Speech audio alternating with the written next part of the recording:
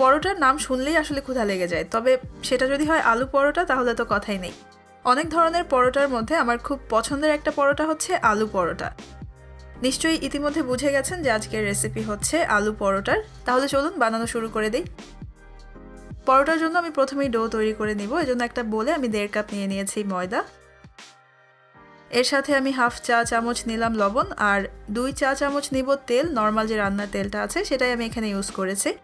এবারে হাত দিয়ে এই সব কিছুকে প্রথমে আমি একবার খুব ভালোভাবে মিশিয়ে নিচ্ছি। এরপর অল্প অল্প করে কুসুম গরম পানি অ্যাড করে এখন আমি ডোটা তৈরি করব। আর পরোটার এই ডোটা একটা নরম ডো হবে। আর তাছাড়া পানি কিন্তু অল্প অল্প করেই অ্যাড করতে হবে, কারণ একসাথে বেশি পানি দিয়ে দিলে পরে ডোটা নষ্ট হয়ে যাবে। এখন 4-5 মিনিট এই ডোটাকে একটু ভালোভাবে মথে নিতে হবে। এই ডোটা এখন হয়ে গেছে। হাতে কিছুটা তেল লাগিয়ে নিয়ে আমি ডোয়ের উপর এভাবে একটু লাগিয়ে দিচ্ছি। এরপর এটাকে ঢেকে আমি আধা ঘন্টার জন্য রেস্ট হতে রেখে দিব। আর এভাবে উপরে একটু তেল লাগিয়ে রাখলে ডোটা পরে আর ড্রাই হয়ে যাওয়ার কোনো সম্ভাবনা থাকবে না। এখন ডোটা রেস্ট হতে হতে আমি পরোটার জন্য আলুর ফিলিংটা তৈরি করে ফেলবো। আর এজন্য আমি এখানে 3টা মিডিয়াম সাইজের আলু সিদ্ধ করে নিয়েছি। আর এখানে প্রায় 200 গ্রামের মতো আলু আছে। এখন আলুটাকে আমি প্রথমে ভর্তা করে নিচ্ছি। এখন হাই হিটে চুলায় আমি একটা ফ্রাই প্যান বসিয়ে নিয়েছি। আর এর মধ্যে আমি 1.5 টেবিল চামচ দিয়ে দিলাম তেল। তেলটা গরম হয়ে যাওয়ার পর এখন এর মধ্যে আমি হাফ কাপ দিয়ে দিয়েছি পেঁয়াজ কুচি। পেঁয়াজটাকে 2-3 মিনিটের জন্য একটু ভেজে নেব। এরপর 1 চা চামচ আমি এখানে দিয়ে দিলাম আদা রসুন বাটা।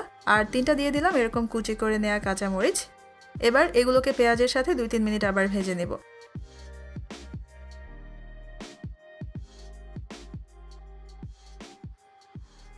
এখন এখানে আমি ভর্তা করে রাখা আলুটা নিয়ে নিলাম। নিয়ে এটাকে পেঁয়াজের সাথে মিশিয়ে নিব। এরপর এখানে আমি একে একে দিয়ে দিচ্ছি হাফ চা চামচ লবণ, 1/4 চা চামচ গোলমরিচের গুঁড়া, হাফ চা চামচ গরম মশলার গুঁড়া, হাফ চা চামচ জিরার গুঁড়া, হাফ চা চামচ লাল মরিচের গুঁড়া আর হাফ চা চামচ দিলাম চাট মশলা। এখন এই মশলাগুলোর সাথে আলুটাকে আমি খুব ভালোভাবে মিশিয়ে নেব। 2-3 মিনিট আলুটাকে একটু ভেজে নিয়ে এখন এর মধ্যে আমি 2 টেবিল চামচ দিয়ে দিচ্ছি ধনেপাতা কুচি। দিয়ে এটাকে আবার একটু মিশিয়ে নেব।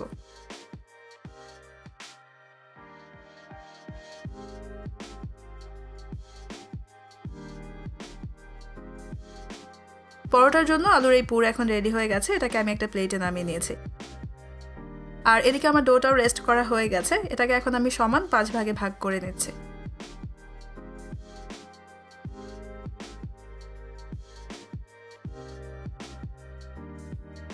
একইভাবে আলুর পুরটাকে এখন আমি 5 ভাগে ভাগ করে নিয়েছি।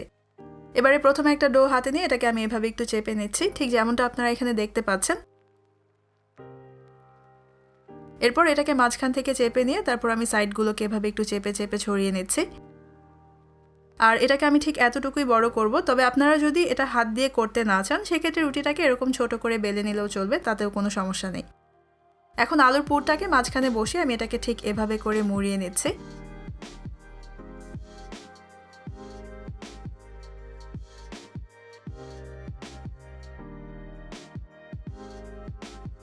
এরপর এটাকে ঠিক এভাবে ঘুরিয়ে আমি খুব ভালোভাবে আটকে দিচ্ছি।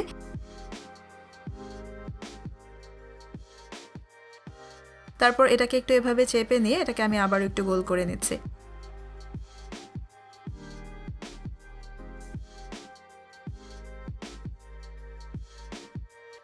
এরপর ময়দায় মাখিয়ে আমি এটাকে এখন একটা পাশে রেখে দিব।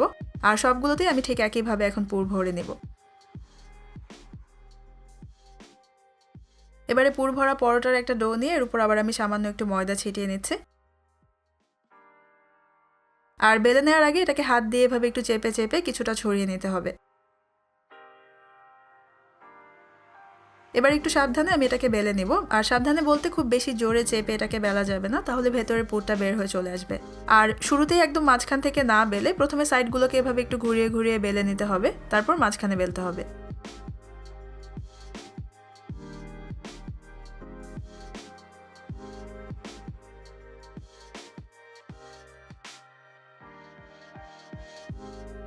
পরোটা আমি এরকম পুরো করে বেলে নিয়েছি। আর একইভাবে এখন সবগুলো পরোটাকে আমি বেলে নেব। পরোটা আমি আজকে ফ্রাইং প্যানে ভাজবো, তবে আপনারা চাইলে তাওয়াতেও ভাজতে পারবেন। মিডিয়াম হাই হিটে এখন আমি পরোটাগুলো ভেজে নেব। প্রথমে পরোটা আমি শুকনো প্যানে দিয়ে দিয়েছি আর এপিট ওপিট করে এটাকে প্রথমে আমি 1 মিনিট তেল ছাড়াই ভেজে নেব।